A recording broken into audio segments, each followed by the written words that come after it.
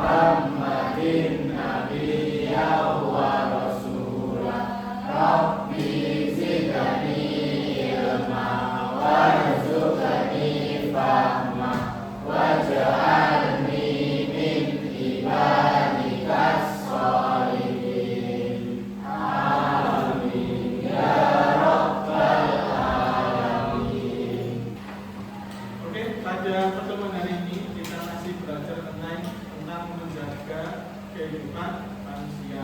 Pada pertemuan yang lalu kita sudah belajar tentang membaca dan menulis Quran surat Al-Maidah 32 yang isi kandungannya itu adalah menjaga nyawa atau menolong sesama manusia.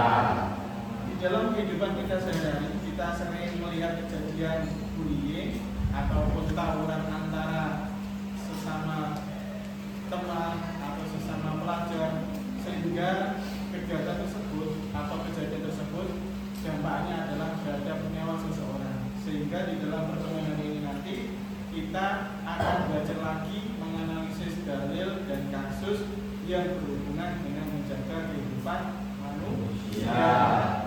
Nah, dari pembelajaran hari ini nanti, tujuan pembelajaran kita nanti kita akan membedah mengapa dalam Islam menjaga satu nyawa itu nilainya sama seperti menjaga seluruh manusia.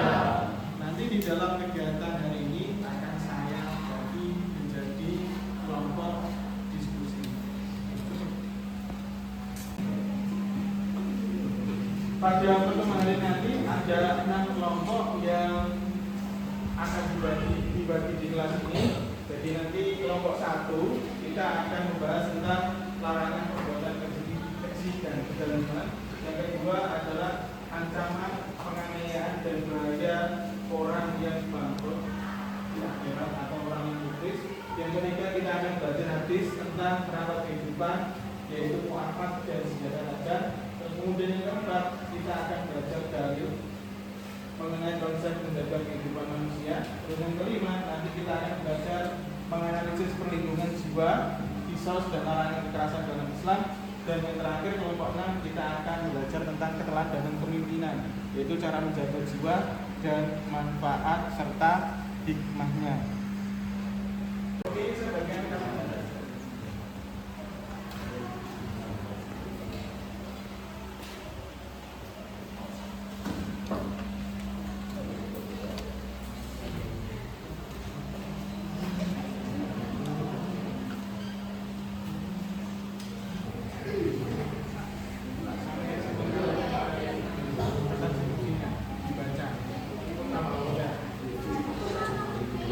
silakan didiskusikan.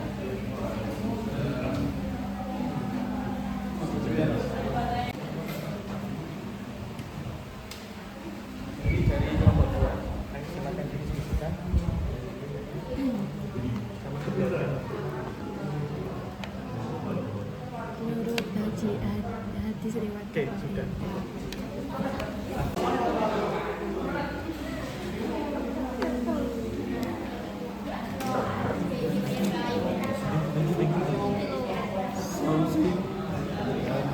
Dampak negatif.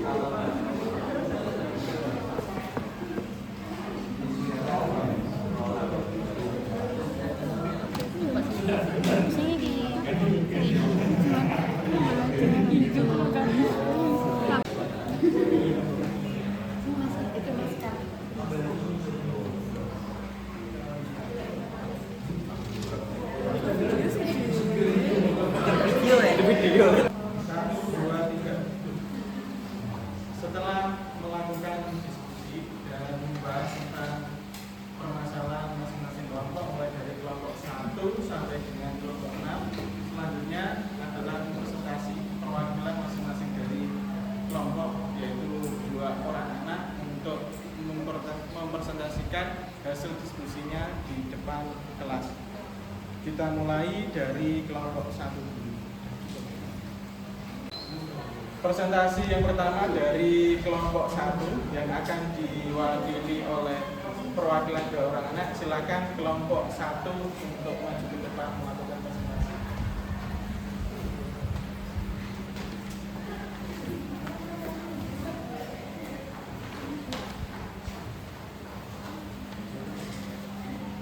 Assalamualaikum warahmatullahi wabarakatuh.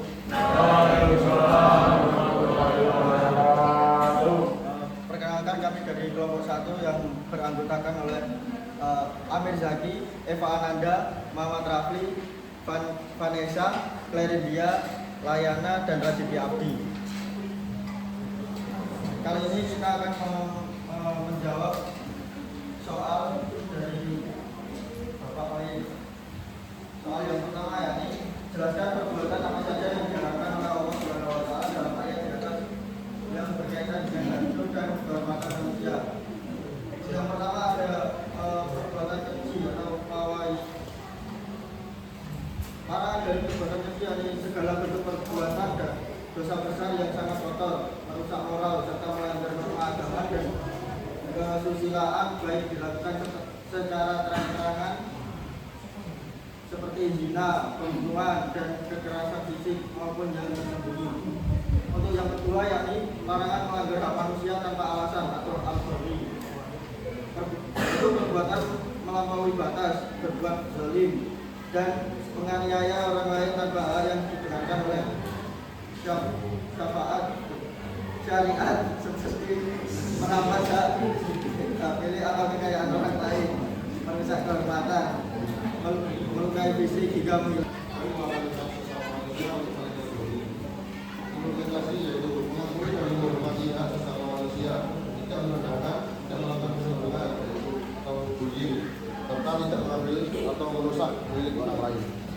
Yang keempat, jaminan petunjuk-petunjuk rezeki dari Allah. Mana yaitu setiap manusia pada dasarnya butuh bimbingan dan rezeki, dan hanya Allah Subhanahu wa Ta'ala sumber yang utama. Implementasi yaitu selalu memohon petunjuk dan kebaikan kepada Allah Subhanahu wa Ta'ala, serta saling menolong yang saling berbagi rezeki ilmu dengan sesama tanpa menyombongkan diri. C. Atensi sosial. Kenapa menjadi merusak jiwa? Musik sangat merusak kelangsungan hidup dan mental korban.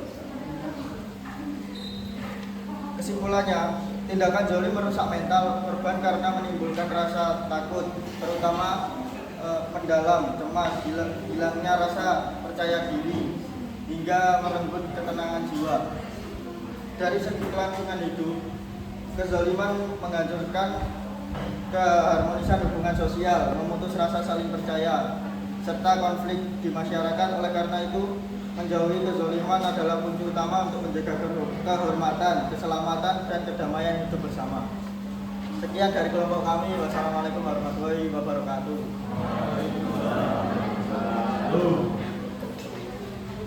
Oke, silakan duduk dari kelompok 1. Silakan. Oke, selanjutnya perwakilan dari kelompok 2 untuk mempresentasikan hasil diskusinya ke depan. Silakan kelompok 2 diwakili 2 orang.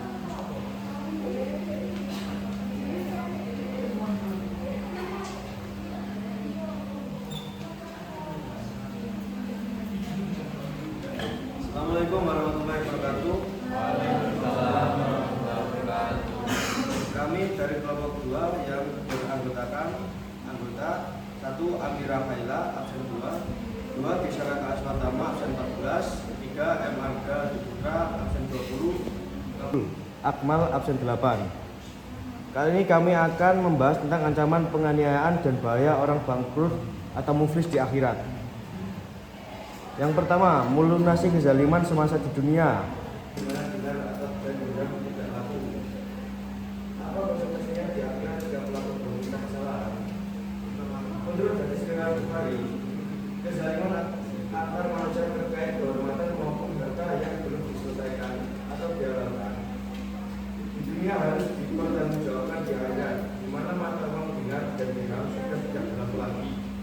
Konsekuensinya adalah penegakan keadilan melalui transaksi amalan, kebaikan, hasanah, dan pahala dari amal soleh pelaku kezaliman seperti sholat dan puasa akan diberikan kepada korban sebanyak kadar kezaliman yang dilakukannya.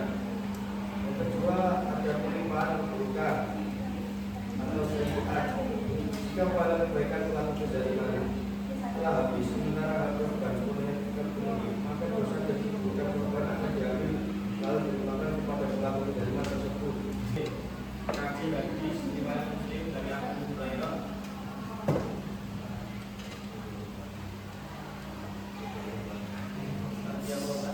Orang yang bangkrut muflis ibadah panjang dan segala di akhirat. 1. Sholat wajib dan sunnah yang rajin dilakukan. 2. Puasa Ramadan dan sunnah. 3. Zakat dan infak. Pelanggaran hak sesama yang menghasilkan pahala. Yang pertama, mencela atau mencaci.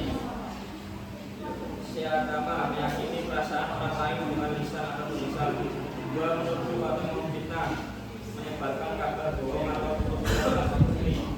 3. Memakan harta secara batil, mencuri korupsi atau menipu orang lain, menumpahkan darah, sampaikan bohongan, melukai fisik atau membunuh sesama manusia, memukul atau menganiaya, narkoba, melakukan kekerasan fisik atau pembunuhan, bullying. C. Hubungan ibadah dan akhlak kemanusiaan. Mengapa sholat, puasa, dan zakat tidak cukup untuk menyelamatkan?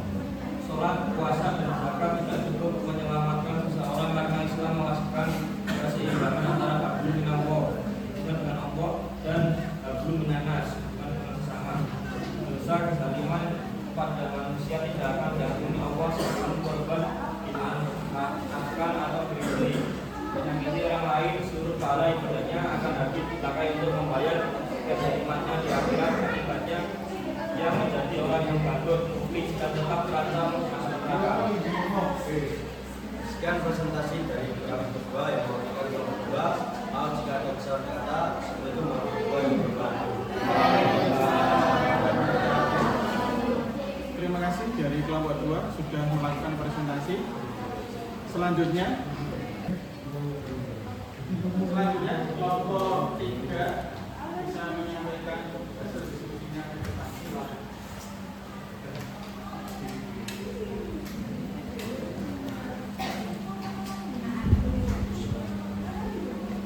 Assalamualaikum warahmatullahi wabarakatuh.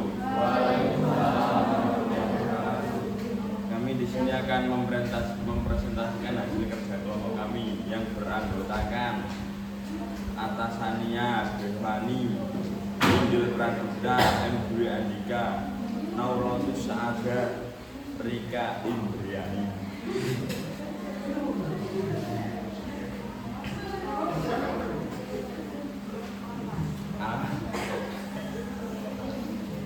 Perlindungan terhadap non-muslim, damai mu'ahad. Rasulullah SAW bersabda pada siapa yang membunuh mu'ahad dan yang dapat membunuh juga pada lalu dari perjalanan kita hadis rawahu Bukhari dan makna mu'ahad dan tidak dikatakan makna mu'ahad. 1. Mu'ahad saya dilindungi hak hidup dan keselamatan, hak memperoleh perlindungan dan keamanan. Yang ketiga,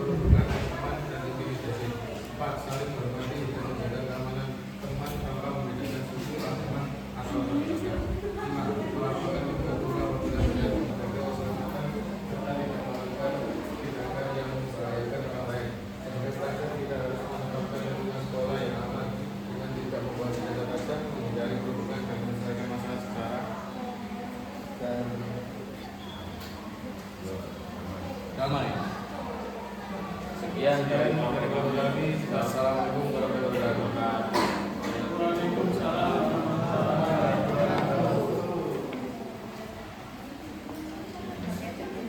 Selanjutnya presentasi dari kelompok 4. Untuk kelompok 4 silakan maju ke depan. Mau disaksikan hasil diskusinya.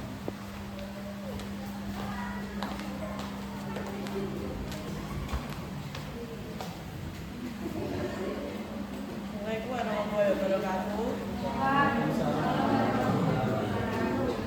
Kami dari kelompok 4 akan mempresentasikan tentang dalil dan konsep hifdzul al-nafsi dengan beranggotakan kelompok Aulia Mutiara, yaitu Protit, Prisma Tifa, Najwa Salsabila, Edward Fairuz, dan Iqbal Ramadan. Quran Surat Al-Isra ayat 20. Larang pembunuhan anak karena takut miskin dan menjamin hak hidup rezeki, karena Allah SWT yang menjamin rezeki setiap manusia. Dua hadis wajah menegaskan bahwa jiwa dan harta manusia punya rezeki dalam dinanggar atau disakiti, sehingga wajib dilindungi dari segala bentuk kezaliman dan kekerasan. Quran Surat Al-Baqarah ayat 173 memberikan keringanan atau rukhsah memakan hal yang diharamkan atau darurat. Kami mempertahankan demi mempertahankan kelangsungan hidup dari ancaman kematian. Mempermakan ibadah dulu atau kerja depan haji berobat tugas sekedar alat produksi memenuhi kebutuhan dasar pangan atau sandang layak, serta membatasi bekerja mencegah eksploitasi, kelaparan dan kelelahan fisik atau mental ekstrim, sehingga untuk keselamatan jiwa, hifdzul al-nafsi dan kesejahteraan hidup pekerja tetap terjaga. Kaidah darurat menyelamatkan nyawa, mengapa kebolehan memakan sampai saat terancam mati kelaparan menjadi bukti bahwa keselamatan jiwa merupakan prioritas tertinggi.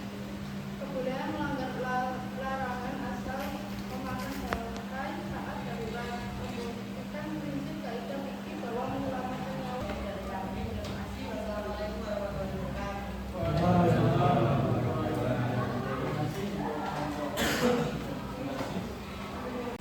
Selanjutnya presentasi dari kelompok 5. Silakan kelompok 5 yang mewakili.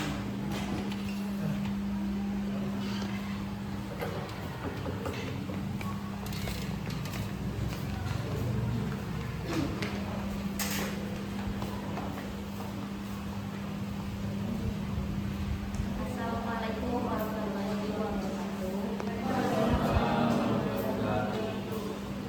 Selamat pagi teman-teman semuanya.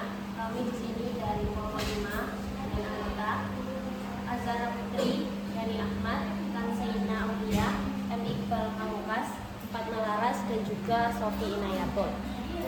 Pada kesempatan kali ini, kami dari kelompok 5 akan menyampaikan tentang hasil diskusi kita perlindungan jiwa, kisah, dan larangan kekerasan dalam Islam. Adapun yang pertama kita akan menjelaskan tentang perlindungan jiwa dan janin dan juga hukum kisah. 1. Perlindungan janin dalam kandungan atau operasi sesar demi keselamatan janin. Filosofinya dalam menjaga jiwa yakni Islam menjamin hak hidup sejak dalam kandungan, menyelamatkan janin, mencerminkan kewajiban menjaga eksistensi keturunan. Kehidupan janin yang ditimpa terhadap suatu perbuatan atau penganiayaan sesuai ketentuan syariat. Yang kedua adalah mengambil terhadap pandangan Islam. Yang pertama adalah orang akan belajar dalam pandangan Islam karena itu masuk pembunuhan tertutup. Janin memiliki hak yang biasa, mengusulkan janin tanpa darurat medis melanggar ketentuan Allah. Perbuatan ini merusak hubungan pernikahan dan keturunan. Yang ketiga adalah bunuh diri atau melukai diri sendiri. Dalam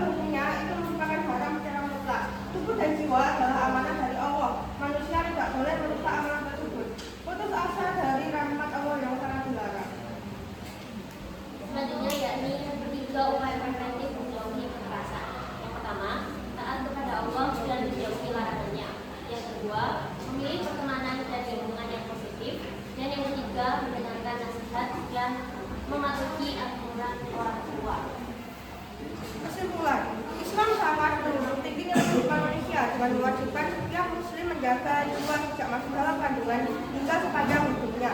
Hal ini diwujudkan melalui perlindungan terhadap janin, penerapan hukum kisah untuk menegakkan keadilan, serta larangan melakukan tindakan yang membahayakan nyawa seperti tawuran, aborsi tanpa alasan, dan bunuh diri. Dengan demikian, setiap muslim wajib menghargai kehidupan.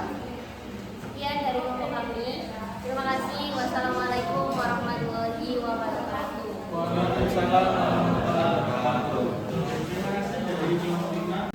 Selanjutnya kelompok 6. Silakan kelompok 6 dan ke depan dan terjadi diskusi yang sudah dilakukan.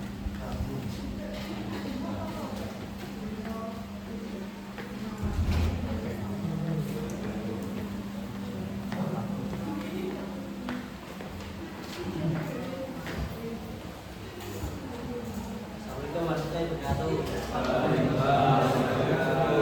Perkenalkan kami dari kelompok 6 yang beranggota saya Faturil, Alifah Surtiana, Kemali Muda, Emijat Aditi, Hamzat Kolam, dan Kalita Nafisa. Kami akan mempresentasikan tentang keteladanan pemimpin dan cara menjaga jiwa, manfaat dan hikmahnya. 1. Keteladanan pemimpin dan kepedulian sosial. Kebijakan pemimpin yang peduli sosial seperti penerapan zakat, infak, dan sedekah berhubungan erat dengan prinsip Ibnu al-Nafsi menjaga memelihara jiwa. Quran surat Az-Zariyat ayat 19 menegaskan bahwa dalam harta yang kaya terdapat takut, fakir miskin dan orang yang membutuhkan. Tanggung jawab sosial terhadap kaum duafa. Tujuan dasar makanan, kesehatan, tempat tinggal sehingga terhindar dari kebakaran atau kematian.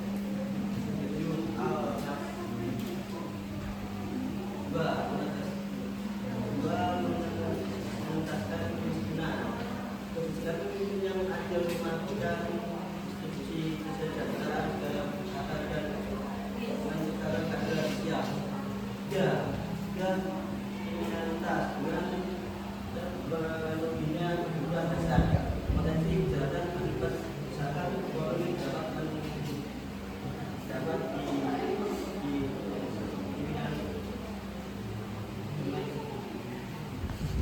upaya menjaga jasmani atau fisik, yaitu mengonsumsi makanan atau minuman yang halal dan teratur, berolahraga secara teratur dan istirahat yang cukup, dan menjaga kebersihan diri dan lingkungan. Upaya menjaga rohani, mental atau spiritual, rajin beribadah, sholat, zikir, dan baca Al-Quran, menerapkan sifat ikhlas, sabar, dan bersyukur, menjauhi penyakit hati seperti iri dan sombong. Manfaat dan hikmah menghindari kekerasan. 1. Terciptanya kedamaian dan rasa aman. Masyarakat dapat menjalankan aktivitas sehari-hari dan beribadah dengan tenang tanpa rasa takut. 2. Menjaga keharmonisan dan persatuan, menghindari kekerasan, mencegah perpecahan, serta mempererat tali silaturahmi dan persaudaraan sama manusia. 3. Mencegah hilangnya nyawa dan kerusakan, menjauhi kekerasan secara langsung, melindungi jiwa manusia dan harta benda dari kerusakan. 4. Mendapatkan ridho Allah Subhanahu wa Ta'ala. Islam menyukai kedamaian sehingga orang. Sekian presentasi dari kelompok kami. Terima kasih. Wassalamualaikum warahmatullahi wabarakatuh. Terima kasih dari kelompok 6.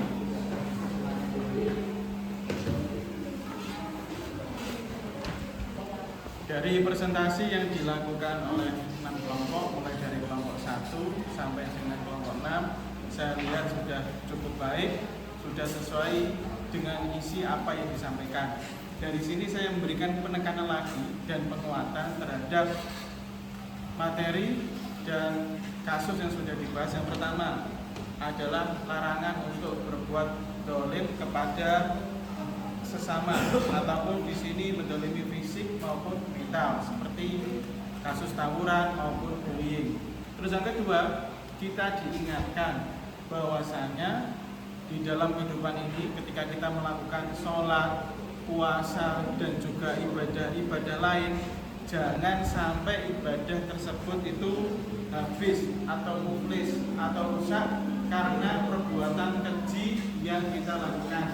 Tadi di kelompok 2 disebutkan bahwasanya kalau kita menganiaya seseorang, kemudian orang yang kita aniaya belum memaafkan, maka di akhirat nanti balasannya apa? Yaitu amal kebaikan yang sudah kita lakukan nanti akan diambil oleh orang yang kita aniaya. Jadi di sana tidak ada materi, uang dan lain sebagainya, yaitu amal kebaikan. Terus selanjutnya pentingnya menjaga kesehatan jasmani dan rohani di dalam kehidupan kita ini. Yang terdiri dari jasmani dan rohani ini sangat penting untuk dijaga. Karena apa? Karena tanpa adanya jasmani dan rohani ini kita tidak akan bisa hidup dengan baik. Oleh karena itu, Islam menegaskan bahwasanya menjaga nyawa ini sangat penting sekali. Oke, itu penguatan dan juga pembahasan dari 6 kelompok tadi. Semoga ini nanti bisa menjadi pengetahuan dan ilmu yang bermanfaat. Oke, untuk selanjutnya sebelum kita mengakhiri pembelajaran ini, mari kita refleksi dan juga menyimpulkan kegiatan pembelajaran yang kita sudah lalui hari ini. Kesimpulan pertama dari kelompok 1, silakan kelompok 1 menyimpulkan pembelajaran hari ini. Kesimpulannya adalah tindakan zalim merusak mental korban karena menimbulkan rasa takut, trauma mendalam, cemas, hilangnya rasa percaya diri hingga merenggut ketenangan jiwa. Dari segi kelangsungan hidup, kezaliman menghancurkan keharmonisan hubungan sosial, memutus rasa saling percaya serta konflik di masyarakat.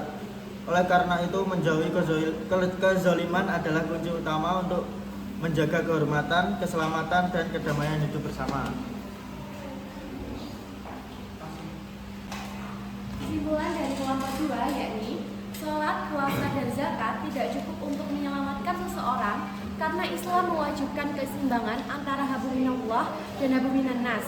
Dosa kezaliman kepada manusia tidak akan diampuni Allah sebelum korban dimaafkan atau diridhoi.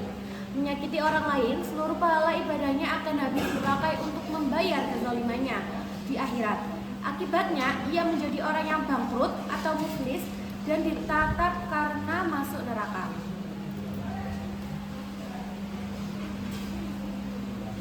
Kesimpulannya adalah Islam mengajarkan agar kita menghormati dan melindungi hak setiap manusia menjaga keselamatan serta tidak melakukan tindakan yang membahayakan orang lain. Sebagai pelajar, kita harus menetapkan lingkungan sekolah yang aman dengan tidak membawa senjata tajam, menghindari perundungan, dan menyelesaikan masalah secara damai.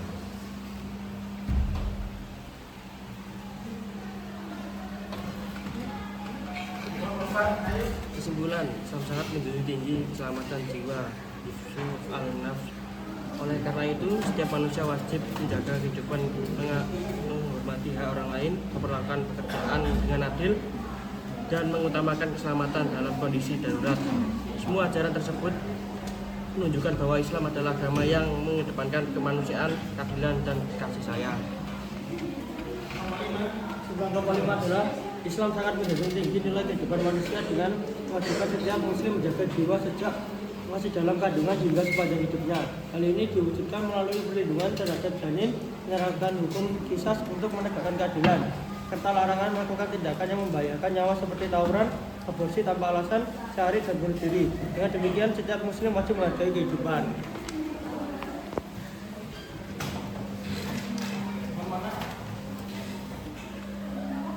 Kesimpulan dari keteladanan pemimpin cara menjaga jiwa manfaat dan imannya yaitu kebijakan pemimpin yang peduli sosial seperti penerapan zakat, infak, dan sedekah berhubungan erat dengan prinsip hifzu al-nafs, menjaga atau memelihara jiwa. Kebijakan pemimpin yang berorientasi pada kepedulian sosial merupakan wujud nyata dari pelaksanaan hifzu al-nafs itu sendiri. Menjamin kebutuhan dasar kaum duafa adalah tanggung jawab bersama untuk mempertahankan kelangsungan hidup dan menciptakan keadilan sosial. Oke, dari kesimpulan mulai dari kelompok 1 dan sampai dengan kelompok 6 bisa disimpulkan di situ ada pesan bahwasanya mari kita jadikan kelas dan sekolah ini menjadi lingkungan yang damai, tidak ada perundungan, tidak ada kekerasan, karena keluhuran seseorang muslim itu ada pada kemampuannya menjaga dan memuliakan kehidupan. Kemudian di akhir pembelajaran ini, sebelum kita tutup, pesan yang kita peroleh dari diskusi ini adalah pentingnya menjaga kehidupan manusia. Karena dengan menjaga kehidupan manusia ini nanti kita akan menjadikan kehidupan ini menjadi kehidupan yang makmur, damai dan tentram. Untuk pembelajaran selanjutnya kita nanti akan membuat usai pembelajaran mengenai memelihara kehidupan manusia. Kemudian untuk menutup kegiatan pembelajaran hari ini, mari kita berdoa bersama-sama. Bismillahirrahmanirrahim.